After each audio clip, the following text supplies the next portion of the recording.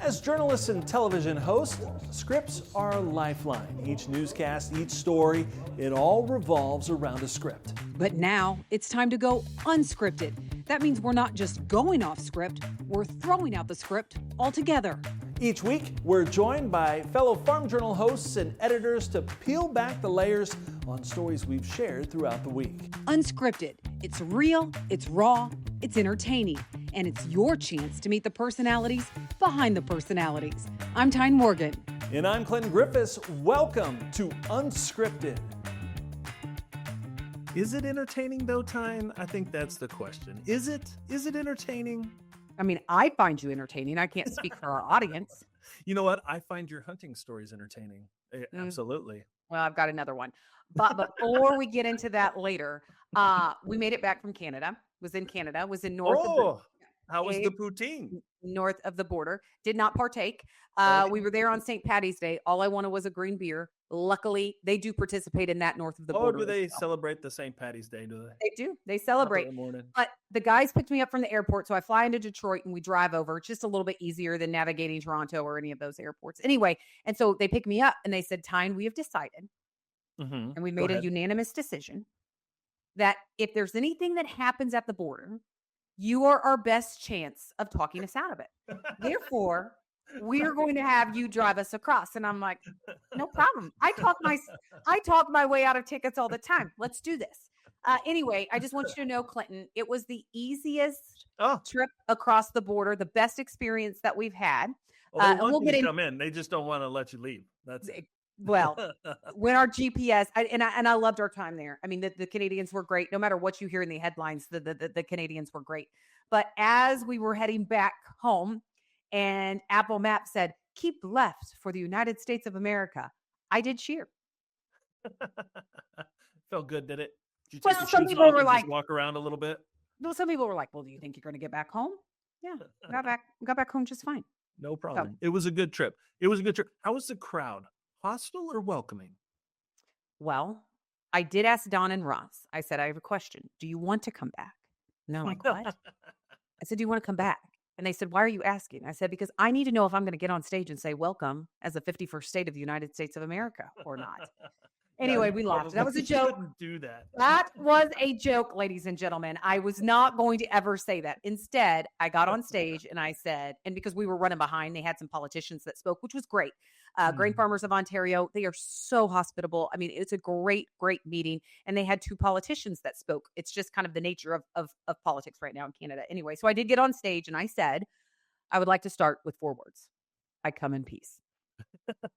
Well, that is a good start. You know, it's hard to throw stuff at you for that welcome. Right. I said, I come in peace. There's 2 other Americans on the panel. I don't know if they come in peace. They're going to have to vouch for themselves, but I do come in peace. So anyway, it was good, Clinton. How was your week? It's been busy. It's just been busy. It seems like there's been quite a bit of news. There's been some things happening. We've got some bird flu updates. We've had the ECAP rollout. Yeah. There's all this stuff happening with, getting ready for spring planting and what's the weather going to do. We've had some crazy weather. I mean, it's just been a little bit chaotic this week, but overall it's March. What are you going to do? And March Madness, which, for the poor KU folks, they had a rough game last night, but we'll see how the rest of it goes. So did Mizzou. Okay. So I didn't bring it up. You brought it up. I didn't say it. I'm used to it. I'm used to heartbreak. My little sister apparently. Our team didn't even make it. So what are you going to do? Well, my little sister apparently, who's at Mizzou, picked Mizzou to win it all. And she goes, well, what would a bracket be if I didn't pick Mizzou? And I said, a winning bracket. That's what a bracket would be. Anyway, but speaking of madness, there is so much madness going on. And so in order to cut through the madness, to kind of explain what's going on, we actually have the other Donald J. joining us this week for the podcast. Let's bring in Trey Malone. Trey from Purdue University. Trey's like, I don't go by Donald J. I Thank should you. have never told you that. You should have never said it out loud, Trey. Trey, you can't tell me things that you don't want me to share. So take us real quick. Those of you that have known Trey, you may not know that Trey is actually his nickname. So Trey, what's your real name? So I'm Donald Joseph Malone III. So my family goes way back in rural Kansas and Oklahoma. So named after my grandpa. What part of rural Kansas? What part of Oklahoma? So the family ranch is in the armpit of the Panhandle of Oklahoma. So there's a town called Laverne. Is that near Slap Out? Yeah, actually, not too far. I'm just saying, Tyne. I'm just saying, Tyne. He speaks Oklahoma. Yeah. Clinton speaks Oklahoma. Hooker, Slap Out. Oh, yeah, right there. Yeah, you got to stop in at Hooker Hardware to make sure you can fix fence. You know what I mean? Yeah. Go on. Oh, my gosh. Yeah, the newspapers, when the high school teams play each other, are just the best thing in print media today. You know, Hooker dominates Slap Out. It's love that headline. Clinton, we may have to figure out a way to work that into Ag Web, because that was, I mean, you talk about clickbait. That is amazing. Okay, well, Trey, and real quick, just so you know, we do have a similarity, because if I was born a boy, I would have been John Morgan III, but gone by Trey, apparently. So I would have been Trey as well. So I appreciate. Can we call you Trey the rest of this podcast? I think we should. Should. Yeah, Trey Morgan and Trey Malone. Whatever. I tell people ask me what's Tyne short for, and I got tired of answering that in college, so I just told them it was short for Tynomite, and then that's kind of what the nickname that stuck. So that's what happens. Okay, Trey. Now to get down to business, to the real stuff. Business. As March Madness is going on, there's a lot of madness in the economy, and I think we can start off with the graphic that you put together to talk about the uncertainty and the madness that is happening right now. It's hard to explain, but Zach, you want to pull that up? Yeah. Well, before Trey, you work over at Purdue. Give us just a little bit of what you do for a day job. So I am the Boehlje chair for managerial economics and agribusiness. I don't know if y'all are familiar with Mike Boehlje, but he from my world, probably one of the most famous ag economists in the history of America, or the world for that matter. And so they actually recruited me up to this role. I was at the University of Arkansas before this. I've only been here about 8-9 months. And I was at Michigan State University before that. Did my PhD at Oklahoma State with a guy named Jason Lusk. So, you know, I've seen a lot of the middle of the country in terms of agriculture. So, you know, they brought me into this role in part because I've seen basically every level of the food system in a different way.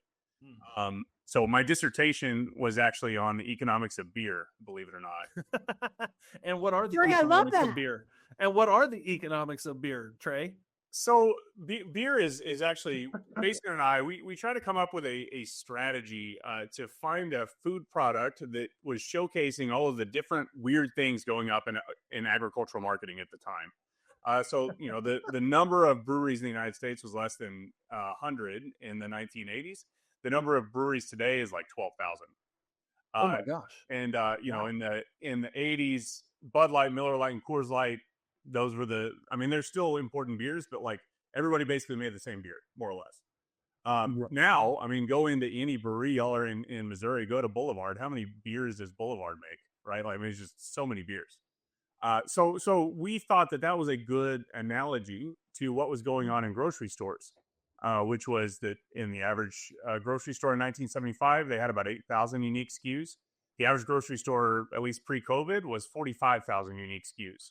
Oh my God. So we've seen this like explosion in product choice that has led to really weird implications as we move up the value stream into kind of the processing and agriculture space. Are there too many choices? Because I'm a creature of habit. Oh, that's a good question, Tyne. When I go in, I really am a creature of habit. I tend, like, if I buy groceries online, right? Yeah, I buy groceries online. I pick them up, and they suggest each week what I want to buy, and that's more than likely what I'm going to buy. I have the same list every single week, and it saves me from making impulse buys when I go to the grocery store, because I am one, Trey, that if I'm hungry, you know, I'm going to buy every single bad food item out there for me. So I choose online so I can stick to the script, basically. But Trey, are there too many choices today, do you think? So the research is pretty clear, actually, that you're not abnormal in how you're making choices online versus so people tend to shop healthier when they order on their mobile phone than if they're in the grocery store. That's pretty clear. Fascinating. Trey just called me normal. I just want this on record. Trey just called me normal. You're so normal, Tyne. So actually, my job market paper, the job that got me the job at Michigan State, was on choice overload. And so what we thought was, yes, maybe there are a lot of choices. Economists typically assume that more choices are better because it increases the chances that you find something you like. But anybody that's ever picked a movie on Netflix has spent more time picking the movie than actually watching the movie. So we thought, let's find. We went to a wine bar in Oklahoma and we talked to them about doubling the number of beer options to see what would happen to the likelihood that somebody would order a beer at the wine bar in Oklahoma.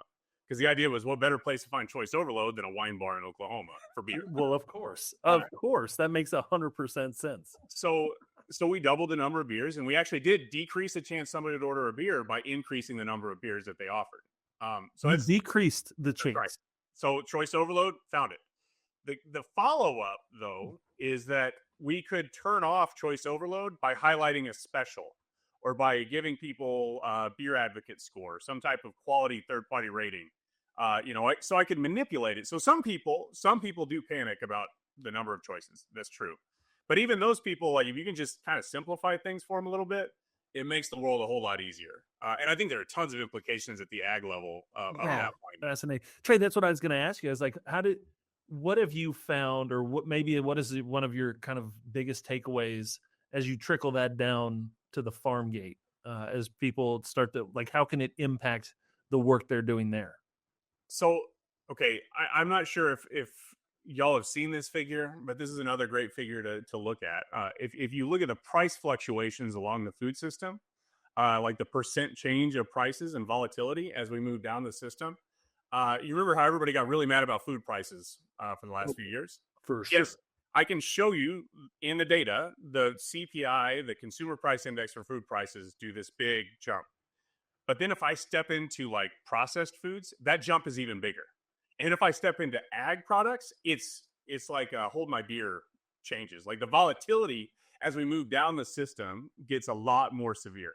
Interesting. And so what that means is for ag, as the world has gotten a little bit more fickle on the consumer side, once upon a time, Red Delicious apple was all you got. So that's what you got. Right. And now, I mean, there are so many different apples. So many. It's crazy. There are so many different apples. If you grow the wrong apple, you now have this really nasty price volatility that you have to worry about. So the implication here is that more than ever, I think, in the history of ag, we need to understand the end demand in a way so much more intimate than we did in the 1980s and the 1990s.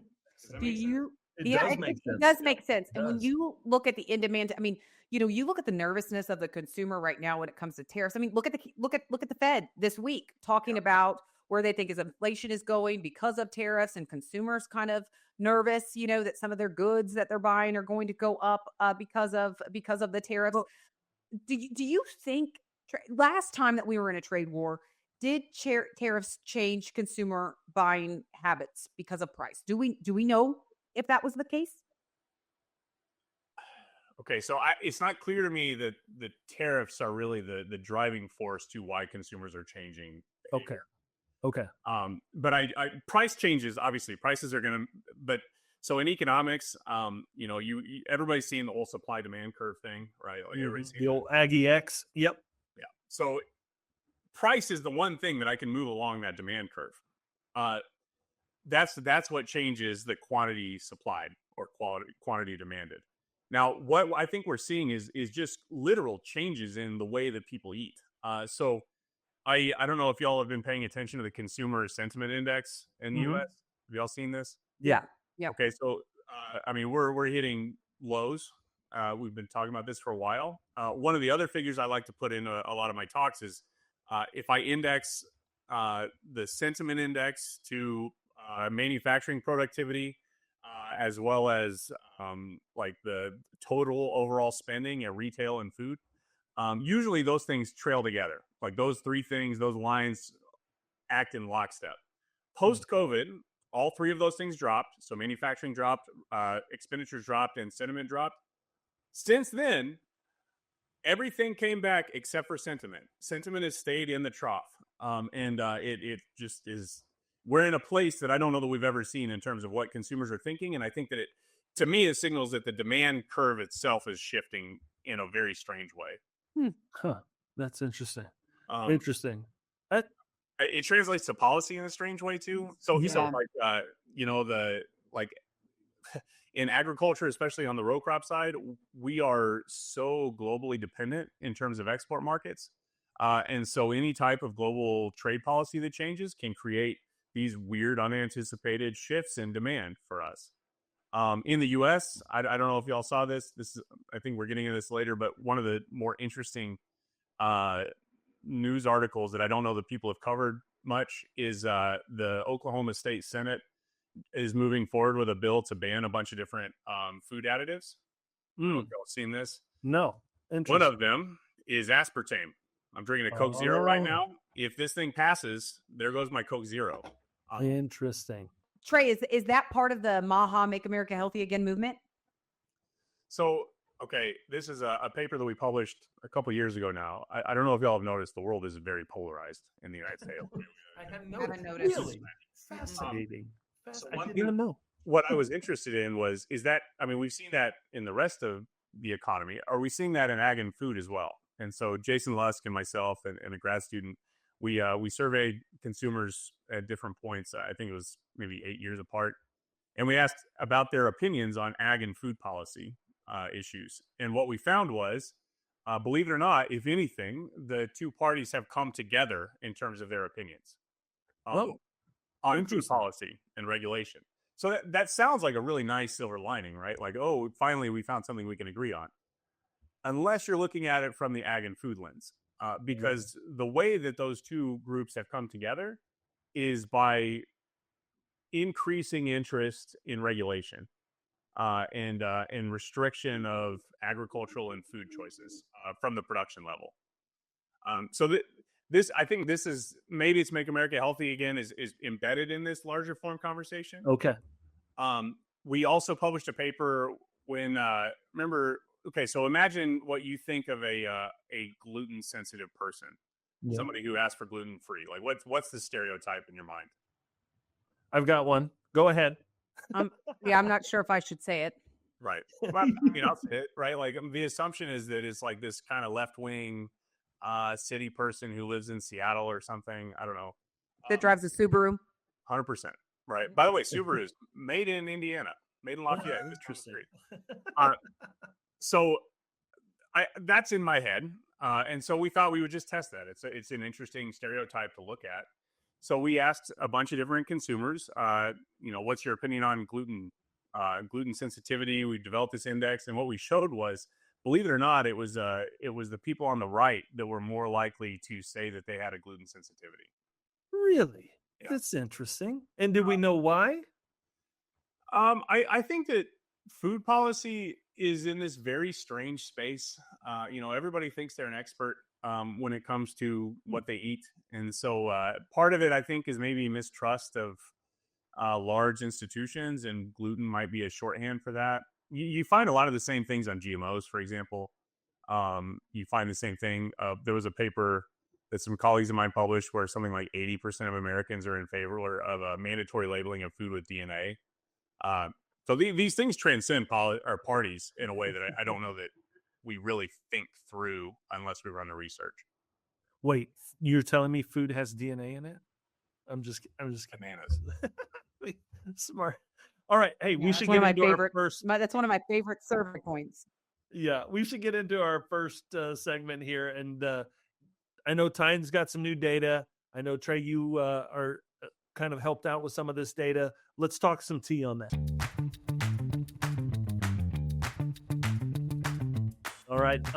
Trey, first, the poster behind you. What is that? So it's the Superman the movie poster. Okay. My great uncle is considered the father of the modern movie poster. That's one that he did. Apocalypse Now is another. My Fair Lady, some of these kind of iconic from the 70s era. He actually invented the Marlboro Man too. Come on. Yeah. Really? So advertising or graphic design? What was his profession? Started in advertising. I mean, he's gone now, but he started in advertising. His name's Bob Peak. and then he kind of moved over into the movie space. So all the Star Treks, yeah. That's amazing. Okay, That's let's really cool. We'll get into talking tea now, and I know you have a chart that you want to get into, but real quick before we do, I just talked to Ben Rinchie, who's an Iowa farmer. Clinton, you know him well. Mm-hmm. Apparently, he had meetings at the White House this week. He had meetings at USDA this week, based on some candid conversations he had with the Ag Secretary during Top Producer Summit. And Trey, what I found out from the I thought because he wants to see crop insurance revamped, and he has some ideas like a crop insurance savings account, kind of like a health savings account. He has some ideas there. But he said his biggest takeaway from his meetings this week at the White House, where he got to meet with Secretary Kennedy's people. And he said there were the most productive conversations, and how open and willing they were to listen to agriculture's point of view was one of his biggest takeaways from his trip to Washington, D.C. this week. So, Clint, I bring that up because we talked about the Maha movement. We talked about all of that. We've been talking about it in agriculture, just the nervousness, what Secretary Kennedy said in the past about agriculture. He said they were so open to listen. And as Ben said, he goes, Tyne, that's all I could want at this point. The way that they were willing to listen to farmers and the tools that we have and how valuable they are, and they're willing to really listen and have that conversation. So I just wanted to bring that up because we talked about the Make America Healthy Again movement, and I thought that was interesting. But let's get into, Trey, we had a graphic that I tried to pull up earlier before we got sidetracked with a conversation that I thought was probably the most fascinating conversations we've had. But the look at the current uncertainty in the global economic policy right now. And you talked about how a lot of these consumer data and policy kind of they're intertwined at this point. But describe this for us. What is this? Okay, so there are a handful of kind of fancy economists at Kellogg, Stanford, and Booth who run this big global economic policy uncertainty index from the 90s on. And it's an accumulation of news articles and a bunch of different like tax components, policy components that they mix into this thing that's been validated a bunch of times. They try to pay attention to like where the uncertainty lives in economic policy. So the figure that I have up here is their index from 1997 to 2025, January of 2025 specifically. So in my early years, I was in college during the Great Recession, and I remember going into my intermediate macroeconomics class in Kansas City. And in that intermediate macro class, my professor starts the class in October of 2008 and says, we were going to have a lecture, but Bear Stearns just declared bankruptcy. This could rewrite everything in terms of macroeconomic policy. So we're not even going to have a lecture. We're just going to sit here and watch TV. And so for my lecture in 2008, October, which is that 205 number there, it was the highest that index had ever hit. That was then. Since then, the China trade war, that was the next one. That was a pretty serious peak. And then COVID, as we all remember, was just one of the craziest moments in terms of global policy uncertainty. So that hit 437. Well, as of January, that number is now higher than what it was during COVID. And that was January. They haven't released the February number yet, but I would be surprised if global policy uncertainty decreased in the last month. Trey, I go back to the uncertainty during COVID-19. We hadn't been there before. And so, that's why there was a lot of uncertainty. Are you surprised that this is worse today than it was in COVID, considering, when we look at the trade scenario, we've been through a trade war recently. I feel like we kind of have some knowledge. So does this surprise you? I don't think we've ever seen policy connections. I feel like we're button mashing. For anybody who plays video games, this feels like so it's not just that's how I play, by the way. I just mash a bunch of buttons. I don't know. I'm not a gamer. No, I'm even in there. I'm not good at it. Yeah. So it's not just the trade war, right? That's part of the story. But it's the Ukrainian conflict. We've got research ongoing right now about what's called friendshoring. So everybody's heard of nearshoring. They've heard of offshoring. The new trend is friendshoring. And so the preliminary work that we've done says that a lot of these agribusiness firms are now relocating their production facilities into countries that are more friendly with one another. And this is fairly new, or this is this hasn't been a thing for a long, long time. Are you familiar with stagflation? Yes. Stagflation is a conversation now that in my lifetime has never been a thing where no. It's an old school. Yeah. That, prices go up, but the economy stays flat or declines. These are new things. Trey, the other thing to remember is that we are in a globally interconnected world now in a way that we weren't when we tried these policies in the past, or versions of these policies in the past. You were just in Canada. I learned this last week. I gave a talk down in Bowling Green, Kentucky, where they build the Corvettes. Mm-hmm. The Corvette engines come from Michigan. One piston of the Corvette engine crosses the U.S. border 6 times. So the Corvette, by the way, is one of the most American-made cars. And we're talking about a border crossing of about 6 times. So like these global connections are so unique and have created this like economic flourishing that we've experienced. But now we're in this really uncertain space. A lot to watch. Trey, what goes into it? Do you think, or do you know, this index? What are some of the elements of things that they're watching to basically mark volatility here? Because it really hasn't trended sideways per se. I mean, since 2008. Yeah, I think you're right, but I also think that the world hasn't been as certain as it was in 2008. So the big thing that like I think about a lot is like they're pulling a lot of stuff from tax code expirations. Forecast disagreement is going to be a big part of this. So like how much is the spread? So if you remember in 2008, that was when the Federal Reserve Bank started posting its forecasts from different districts. So this was part of the idea to increase transparency in the process. So the forecast disagreements maybe are a little bit more visible now. So that's possible. The newspaper coverage is another piece of this. So they basically index, I want to say like maybe the top 50. I don't know how many newspapers, but then they index those the words that they use and create an index associated with that. So they kind of build this cocktail of an index around all that stuff.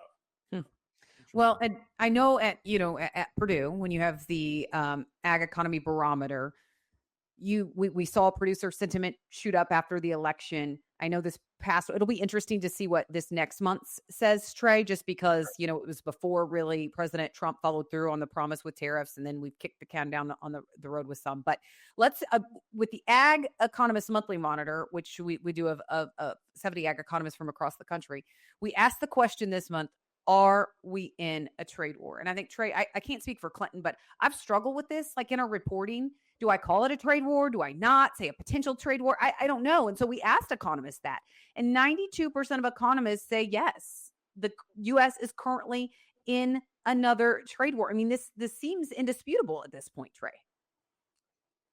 So, I mean, economists don't usually use the phrase trade war. So part of it is kind of this conversation around what we're talking about.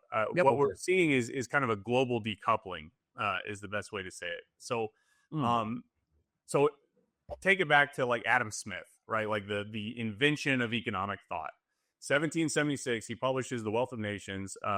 The Theory of Moral Sentiments was the book before it. All of it was about relationships and how relationships make the world a better place. That's actually literally the foundation of economic concepts. So like in my class, there are 2 words that economics is built on. The words that you would assume are supply and demand. Mm-hmm. The words that it's actually about are specialization and trade. So that's the core concept of economic thought. Before Adam Smith, before economists, we thought that the way that we grew an economy is we took people over. We stole their resources and we moved forward. But when Adam Smith comes along and all the economists come along and they say, actually, what creates wealth is this trade from the butcher and the baker, and all of these different things come together and create this economic value. So you specialize in your thing and then you trade to make things better. So that was the standard thought process from 1776. It accelerated up through 1950 into what was probably 2008. And we are now seeing a world where that rationale is being tested at a more heightened level than I think we've ever seen in at least the last 100 years. So trade war or not, this is a fundamental reshift in how we think. Yeah. I know I've asked this question a number of times on our podcast, and I keep asking it. And I would love to get your perspective on it, Trey. Is my entire life, since the famous Ross Perot quote, we have heard nothing but this mantra of free trade, and we need more free trade. It's a free trade world. Let's free trade. Yep. We've got the WTO, et cetera. But it feels like we're shifting away from that now to fair, quote, fair reciprocal trade. I mean, is that from your perspective as a, ag economist guy? Is that how you see the shift? Yeah, I mean, I think that's exactly right. I think that there was a long time where the GOP was kind of this mainstay for global economic trade, and this idea of even pride of reducing trade barriers, and that I think has changed a lot. So the history of it is that you had something called Smoot-Hawley. Have you ever heard of Smoot-Hawley? No, I saw it in the monthly Monitor. Oh, okay. So Smoot-Hawley was basically this tariff policy that was passed in the 1930s. So we're at the beginning of the Great Depression. The world feels like it's melting, and they're like, we need to protect our agricultural products and all these things. And Smoot-Hawley actually, by the research, didn't cause the Great Depression, but it did extend some of the pain. And so now we are in a place where we learned that lesson the hard way in the 30s. We're testing whether or not the world looks the same way. Well, and if you look at what the president has said, I mean, you look at the fair trade question, Clinton, that's exactly what we saw the White House print, and when it looked at the reciprocal tariffs. But one thing I've heard from both the ag secretary and President Trump is, we have a record ag trade deficit. We have to reverse it. This is short-term pain for long-term gain. We asked economists if they think that this is going to benefit agriculture in the long term, and the majority of ag economists said no. But another question that we asked, I know you don't like this one, Trey, either, but who wins in a trade war? I mean, you're looking at a war right now, and in a trade war, who wins? We asked this question in the next 10 years, which country ultimately benefits the most from the current trade turbulence? 73% of economists said Brazil. 18% said China. No one said the U.S. No one said Canada. No one said Mexico. I mean, when you look at who wins, 73% of economists say Brazil. Do you agree with that, Trey? Okay, so this question kind of reminds me of an old country song by a guy named Bobby Bear. So it was called "The Winner." The song is a great song, but the concept of the song is that there was this young snot kid that thought, I'm going to go pick a fight with the biggest guy at the bar, and I'm going to be the winner. And so he picks out this guy who's the biggest, meanest guy at the bar, and he goes to go fight him. And the old guy says, yeah, I'm missing an eye. I don't have all of my fingers, but I have gashes all over my face, but sure, I'm the winner, right? Like I've won a bunch of fights. I think that we're in this place where nobody wins in a trade war. There are people who lose less, but I think that maybe the reason why Brazil is winning at this moment is because we're not in a trade conflict with Brazil. Right. Brazil is set up in a way where China has actually dumped $1 billion worth of infrastructure spending to set up this new agricultural streamline into these trade partners that we used to be able to trade with. Brazil maybe until we decide that we're in a trade conflict with them too. But either way, nobody wins on this.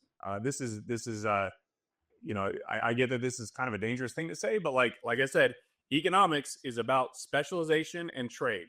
Those are the two things that we do well. And that's what's created this wealth. And I think that there are a lot of open-ended questions about what it looks like in the future. Yeah, fascinating. Trey, I think part of my question is, obviously we've always had this mantra, not always, but I feel like in the last 30, 40 years, this mantra of we've got to feed the world. We have to feed the world. We've got to grow more, produce more, export more, trade more, so we can help feed a global population. A growing global population. A growing global population. Yeah. But should that be our focus now? If the policy shifts, should the production shift? Does we change the way? Can we And I know that was a tweet from the president was get ready to use more of your own product domestically. Like, what does that mean? And how does that look? And I mean, are those the questions that we have to start asking ourselves from an industry? So on this kind of global scale of population and feeding the world, I think the terrain ag folks have been doing an excellent job of really highlighting what the world can look like in the future and what that means for agricultural productivity. The global shrink, we're just going to put a plug in for that. The global shrink by terrain, fascinating. You can carry on. So I think that is true. That like this feed the world narrative that we've really built in and baked into almost every single conference I've been to in the last 20 years. Right. I think that is changing. I think that the stuff that I think about now is how do we create the highest value for our end user? So as I mentioned, we need to understand them in a way that we've never thought before. Now we have to work with the institutions that we've created to come up with, once upon a time it was ethanol. Now we're talking about, biofuel. What are the new areas and avenues that we can actually expand demand in a way that is more targeted at the higher end than being the low cost provider? And so that's something worth thinking about.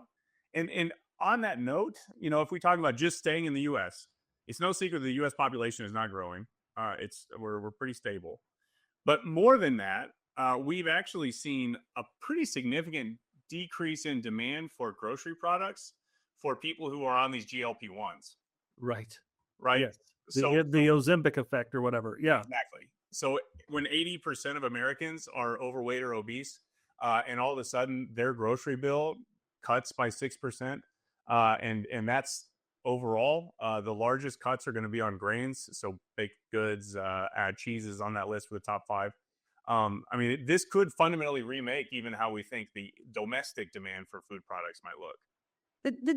How do we change that? If we have this, this message of, we have to feed a growing population. It was like this feel-good message for agriculture that we all sang Kumbaya and sat around a table and looked at how much more demand there's going to be. Okay. And now we have in other areas a shrinking population. Same for here in the US. How do we create more demand for our goods? Because Trey, if you look at crop production, it's not slowing down. If you look at some of the protein production out there, producers aren't slowing down. So what do we do to create more demand and have more concrete demand in the future for the products that we're going to grow? So I'm humbled to be at Purdue. Honestly, like it's surreal. When they offered me this role, my buddy, we were pretty happy in Arkansas and we were close to home, and my buddy said, yeah, but when the Yankees call, you have to go play for them. And it's a great analogy. So when I got up here, I teach in our MSMBA program, and then they asked kind of what is the other class that you're interested in teaching? We'd like for you to engage with the undergraduates. And Purdue didn't offer an agribusiness entrepreneurship class for a long time. And so what I proposed was, why don't we kind of leverage all of the entrepreneurial excitement that's going on with things like we have an incubator that's in-house, and we have all these things. So let's do entrepreneurship at a high level. And so, this is the test semester. It's a 20-person class just to see if we can get the wheels on correctly. Yeah. But the reason I bring it up is because the entrepreneurial mindset looks a whole lot different. So we spent probably the first month and a half just really hammering that they needed to understand their end user. Who are they selling to? I worked for a nonprofit that I tried to get off the ground in Colorado. I lived in the mountains for a while, just kind of hippied around, and I lived with a community of religious life. And so I remember having this meeting with a nun who ran Catholic Charities in Denver, and her phrase that she hammered was "no money, no mission." So the key here is to understand where your money is coming from and then chase that money down. So we see some really interesting innovations, right? So, on the beef cow livestock side, Glenn Tonser is doing his meat demand monitor for however many years. That's trying as best as we can to glean information from the consumer level to bring back to the farm gate. And so that's, to me, that's the crux of exactly what we need to do while still looking for those international market opportunities. Sure. Absolutely. Did you say you hippied around for a while? Is that how you put that? Yeah. Okay. I live in the mountains. I skied a lot, time our one. We probably should have left that for our next segment. Spend time with a nun. I mean, this is an eclectic journey for you, Trey. I grew up in a small town, and I didn't think I wanted to do anything in agriculture. I just didn't see the opportunity, and so I moved to the biggest city I could imagine. So I did my undergrad in Kansas City, so that I was going to say Diamond, but okay, yeah, the big city, Kansas City. So I came back to this because I think that there's just so much excitement in agriculture that I as a kid just never really appreciated. Yeah. So I hippied around for a while and just found myself. That's awesome. We will be right back after a word from our sponsor. We can't control the weather. We can't affect the global demand for corn and soy. We can't even fix that piece of equipment you swear is still good if you just have the right part. But BASF can offer you 0% financing on our proven, consistent performing fungicides. Our grower finance program is here to help you maximize your yield potential and savings with 0% APR on some of the highest performing fungicides available until March 15th, 2025. Because now more than ever, every dollar counts, and you can't beat 0% financing on innovative corn and soybean fungicides like Revitech fungicide, Revilock fungicide, and Veltima fungicide. Keep more in your wallet while improving your yield potential. Talk to your BASF retailer today about the Grower Finance Program to lock in 0% APR. Subject to credit approval, terms and conditions. See BASF Grower Finance Program for details. Always read and follow label directions. I think that's a good lead-in. That's a good lead-in to our next segment, What the Sigma. Trey, do college kids use this term? Do they say what the sigma, or do they pass that? I don't know. I don't really talk to college. Like we have some of them. Yeah. But I don't like hang out. I don't ask like what's the haps. Well, I didn't know if they sometimes say in their what the sigma is like. What the heck? Okay, or what the heck? And so I think there's a lot of those moments that we can get into. But one, we just did an ag web poll and we just have the results hot off the press. Okay. Hot off the press. Hot. We asked farmers, do they agree with President Trump's strategy of using tariffs as a negotiating tool? Okay. So not, do you agree with President Trump? Do you support President Trump? Nothing like that. We asked, do you agree with President Trump's strategy of using tariffs as a negotiating tool? This surprised me. 54% of farmers said no. 54%. Okay. And this is nearly 2,900 respondents. 54% of farmers said no. 41% say yes. And a lot of the conversations that I've had with farmers saying, listen, we've got to reverse this ag trade deficit. We have to do something. And so they kind of agree with this because they know if we don't do something now, then possibly we are not going to reverse it. But 54% said no. Clinton, Trey, does that, I mean, it surprised me. Does it surprise either of you? No, it surprises me. And I thought was interesting was we got a lot of responses in a really short amount of time. And so like, obviously there's some pent up conversations that people want to have about it. And I know it's not overwhelmingly one way or the other at 54%, but it's, given what we generally know is the support for the president in farm country and rural America, that it does surprise me a little bit that it would be on the negative side, on the no side. I don't know what you think, Trey. So I think that there are a lot of fundamental questions about what these tariffs will do. The uncertainty is definitely a part of this conversation. And I think in my experience in agriculture, uncertainty is already baked into what we do based on temperature, climate, rainfall, labor supply, all these things. Yeah. So just adding a new layer, especially as we step into planting season, is not super fun. The thing that I do wonder about is are you also picking up, it's not just prices that the trade conflicts create changes in, it's relationships. Back to my point about economics, so the number one cost in distribution input costs for a brewery is going to be its aluminum cans. So aluminum prices, because of the tariffs, have gone up. But what's also going up are the lead times. So these breweries are now experiencing longer and longer lead times because it's going to be a whole thing to get their aluminum into the U.S. And so it's not just about the costs. It's, I mean, especially in farm country, when we're talking about the biological nature of what we do, we need timeliness. We need certainty. I need to be able to order something and know that it gets in time for planting season. And in a world where 30% of our fertilizer inputs come from overseas, on potash, it's what is it, 80%, 87% from Canada, right? Yeah. I mean, we're talking about a place where it's the uncertainty that's baked into the prices that also drive this.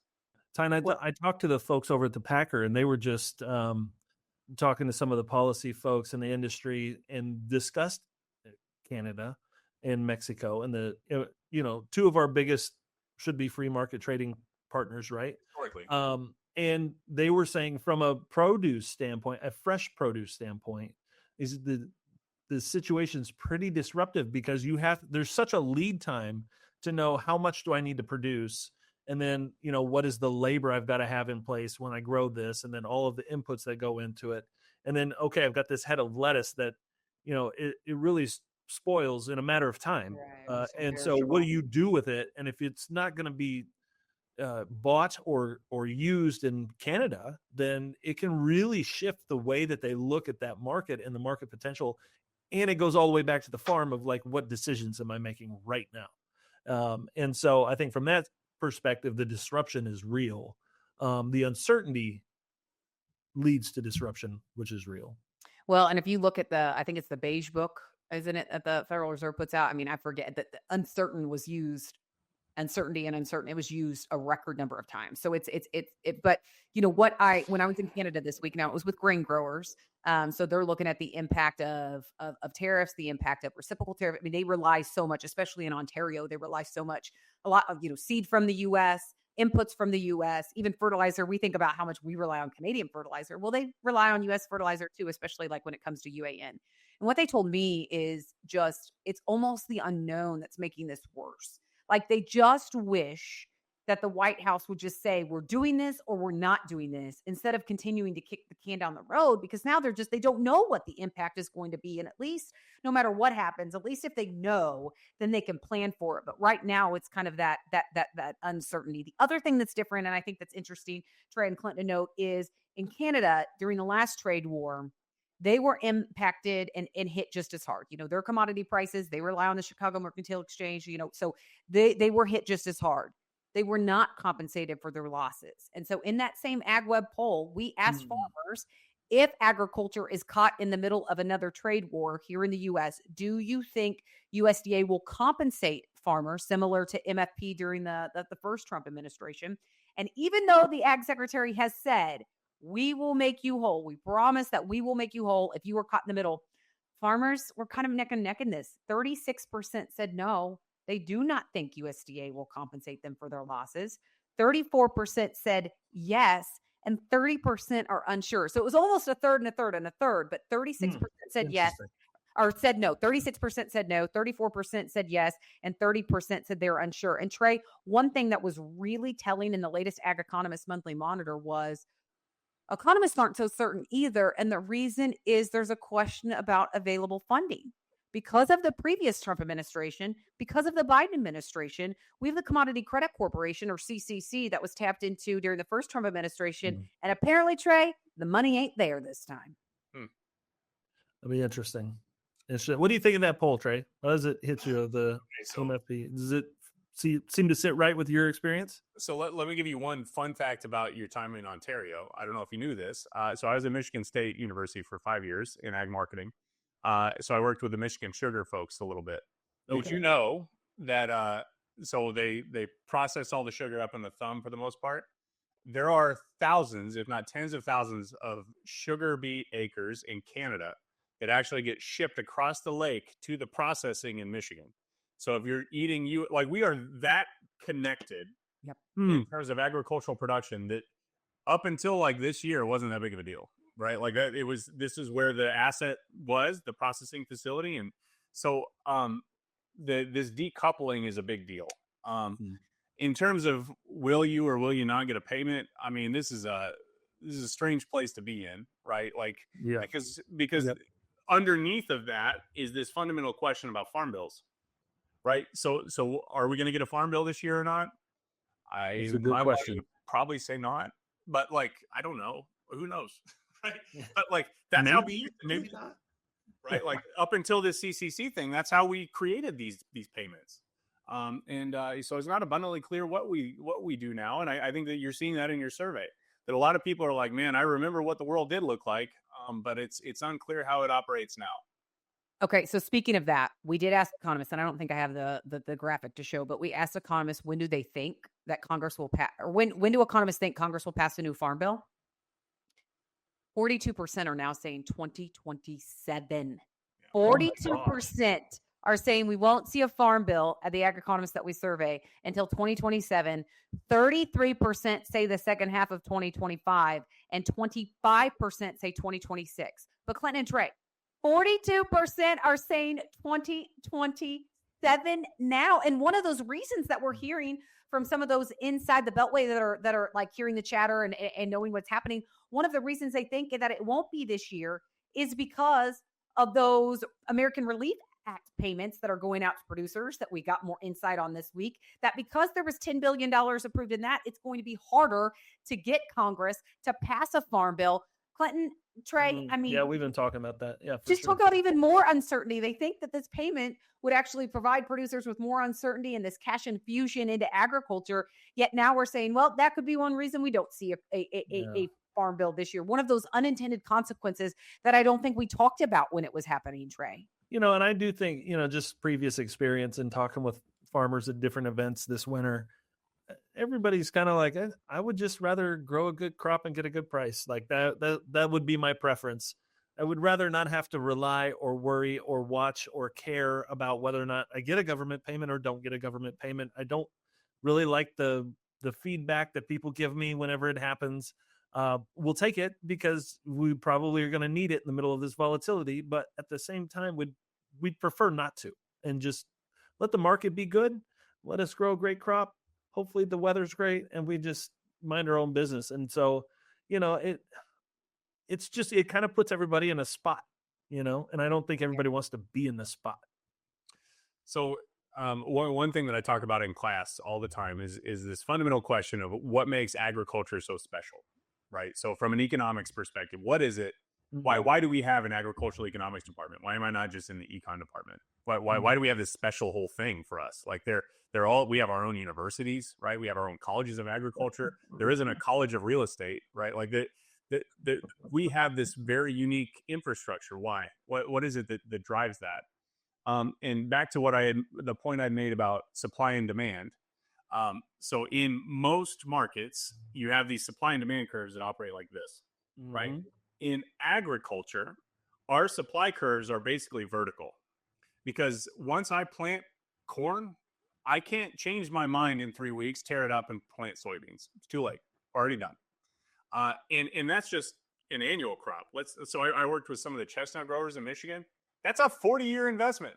Oh my God. You know what I mean? Like, like that's not, we can't just do this. And so to your point, like, I think that the uncertainty is particularly frustrating, because once we make a choice in agriculture, it's hard to go back on that choice.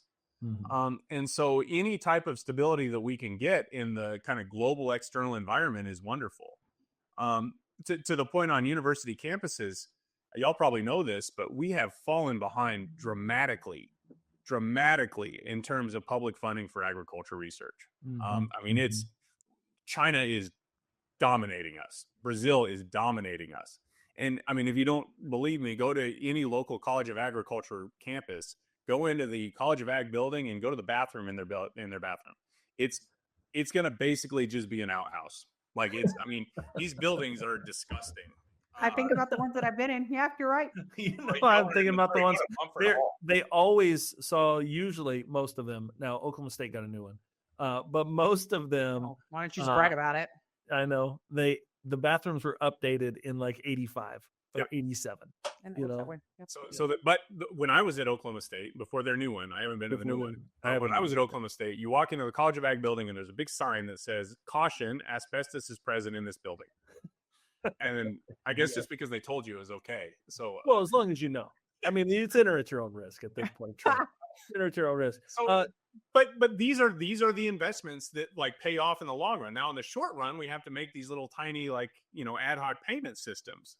But I think that the fear and the concern as we move forward is that we're not making the long-term investments for sustained profitability in agriculture through R&D, through investments in global trade, through all of these mechanisms, through the Farm Bill for that matter, that we got used to for most of the history of ag. Okay, let's go to let's wrap things up with our next segment. Team, I can't believe this just happened.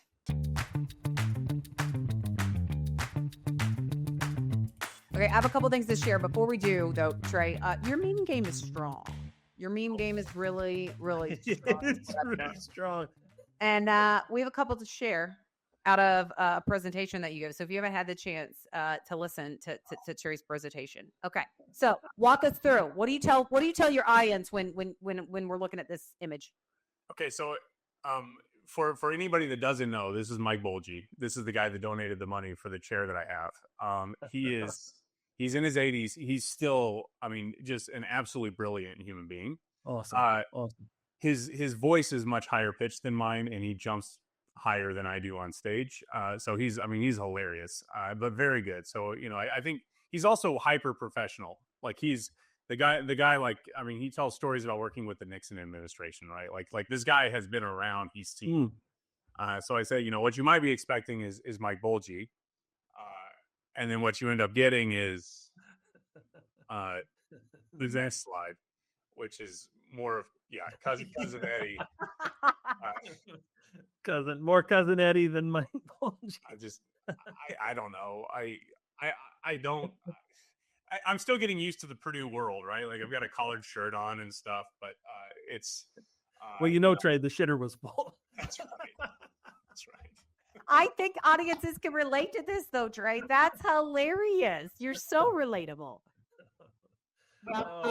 Mine this week lights a match within a. Oh, hilarious. Mine this week, Clinton, is when we went to Canada.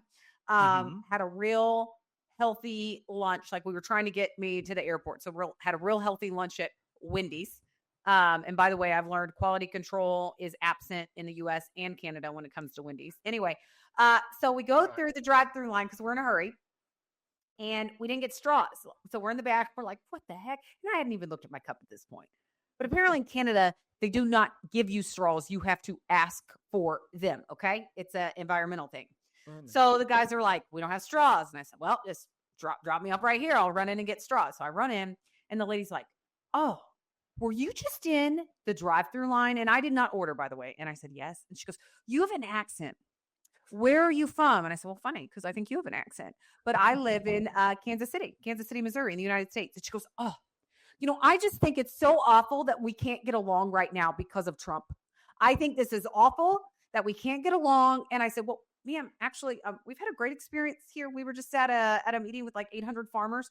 We all got along great. So I'm not sure what headlines you're reading or what news you're listening to, but just so you know, you may be hearing one thing, but in reality, we're treating each other with respect, just like we've always done. And so I think that was my TMI.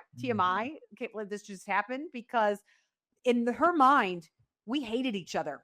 We can't get along. Like, this is not working out. And in reality, when you go in, we've been to the GFO March Classic several times. It was the same March Classic we've always had. Great conversation, mutual respect. And I think people right now are so caught up in the headlines and want to make, this more dramatic than it actually is. And nothing had really changed. Interesting. Well, I think my team, I can't believe this happened. There's a couple of stories this week from the kind of, I know Trey was talking a little bit about entrepreneurship. There's a couple of stories of some ag tech companies that have either decided that they're going to hang it up, or they're in file for Chapter 11 bankruptcy. And these are pretty promising, companies out there. And so, for me, like one of them's Benson Hill, who kind of tried to step in to the Gap as kind of a boutique, genetically modify, next gen soybean grain crop kind of business. And, and when they started, I think there was a lot of excitement for them. There was another one that basically created an AI driven weeder that would go and weed vegetable crops and stuff.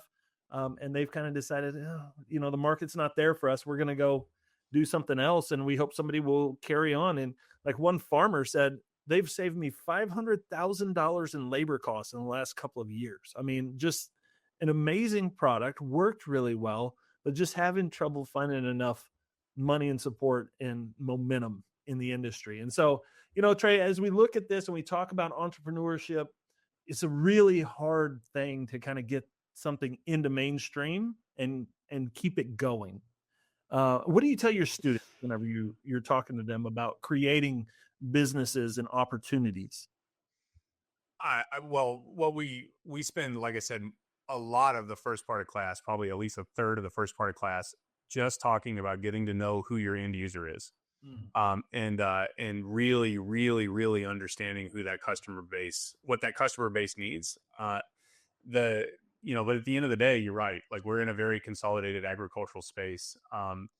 More than that, ag funding for ag tech startups has really dried up in the last couple of years. And so the technology side is a little bit more of a challenge. The figure that we threw up, I mean, even Deere is reporting, 35% year over year sales declines right now. So anybody in that space is going to kind of struggle, I think, to maintain in the current environment. Why has funding dried up, Trey? Well, it's not just funding for ag tech. It's been funding for a lot of different areas. So all of technology is seeing a little bit of a credit crisis. You had low interest rates, which created kind of this heavy liquidity at the high end for venture capital. Okay. But then the other side is that I think there were a lot of people who had no idea what they were talking about when they got into ag tech, and they thought they were going to, make cell cultured meat the best thing ever, and it would be solved in 2 years. Nobody would raise beef cows anymore, right? Like, I think there was this false vertical farming is another example where there are scenarios where it can make sense, but the amount of money that was plowed into these vertical farms didn't understand that there is this long-term lag in terms of global food supply chains, that they just, you can't snap your finger and change like we did from like Uber, from cabs to Uber. Like, that's not how agriculture works. Right. So also, I also point out a lot of times that, a farmer has maybe 50 harvests in their adult lifetime. And when they are the primary decision maker, odds are their granddad or their dad's going to be the primary decision maker for a lot of their lives. It's not unlikely that we're talking about 20 years. So if you're asking somebody to make a 5-year decision for you, we're talking about 25% of their entire productive lifetime on farm. And I don't know that people really understand that unless they work in agriculture. Yeah. That's a really good point. Yeah. That's a good point. Trey, is there anything, crazy that you're like, oh my gosh, that you've read or written or seen recently? I mean, there's so many things that have happened. But the one that's kind of been sticking in my head lately, more than anything else, is the most recent global happiness report. I don't know if y'all have seen this. No. I did see it. I think we had an Ag Day Minute for yesterday. So the U.S. dropped to its lowest level of like subjective happiness in the history of the U.S. 24, number 24, weren't we? Yeah, it's pretty low. The trend has really been driven in large part by young people. So for at least when I was in college, when millennials were the young people,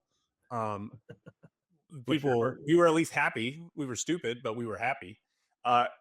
Now we're in a place where these Gen Z kids are considered the loneliest generation ever.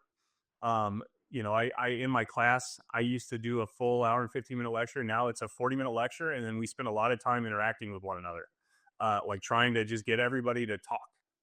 I think that sticks in my mind because it's an experience that I've had with the students where, like, these kids, they still want to interact. They just don't really even know how anymore.